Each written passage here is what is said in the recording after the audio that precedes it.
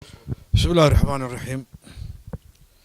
waxaan halka u fadhinaa inaan dhaqaale aan ka soo aruurnay laba magaalo ku taala wadanka Norway kamid oo la kala yiraahdo Fredrikstad iyo Sarpsborg lacag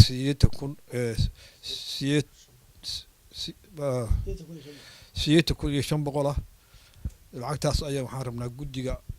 howlahan u istaagan ee degan magaalada la yiraahdo Oslo inaan ku wareejino marka lacagtaas aan wareejinayna laga qaabil adigu lacagtaas سؤال ما سنتين السلام عليكم ورحمة الله وكجدوني 8,500 أيام فريد استاجي يساشبور كجدوني وأنا ما سنتين هذه أبدا ما سنتين. بسم الله الرحمن الرحيم والصلاة والسلام على أشرف المرسلين. أنا جوا مجاعي محمد محمد شروع لوني قان شروع كان الصعود قبل كوست فول خاصة المجالات الشاشبور جودي جانا كمدة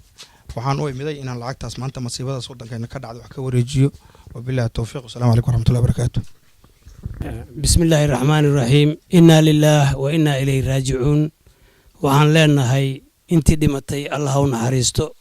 أفريتو منكي أكتوبر وهي هذا تاريخ مقدعة أنغو وكيلكي أما وكيل الذي أستفول خاصة لما مقالو أو كميد أمان تكون مدي فريدريستاد أو أنيغا أن هاي قدومية هذا جارية دين عدقالها iyo Sarpsborg oo wakiil walaalkeen shirwac nooga socdo Fredrikstad guddi fara badan oo uu kamid yahay gudoomiyihii Al-Huda Xaaji Ciise gudoomiyihii odayaasha Cali Dhooley Xasan iyo suldaanka mudane Mataan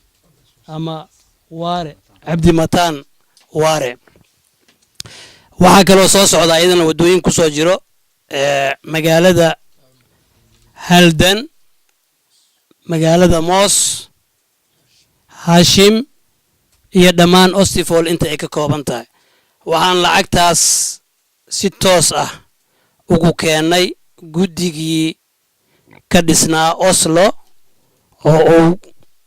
kamid tahay hay'adda Xanaano horeyna u aheeday hay'addii dhaqaalihii ugu badnaa loo wada keenay ee soo gudbisay waxa kale oo goobjoog ka ah Nuur Soom oo xiriirka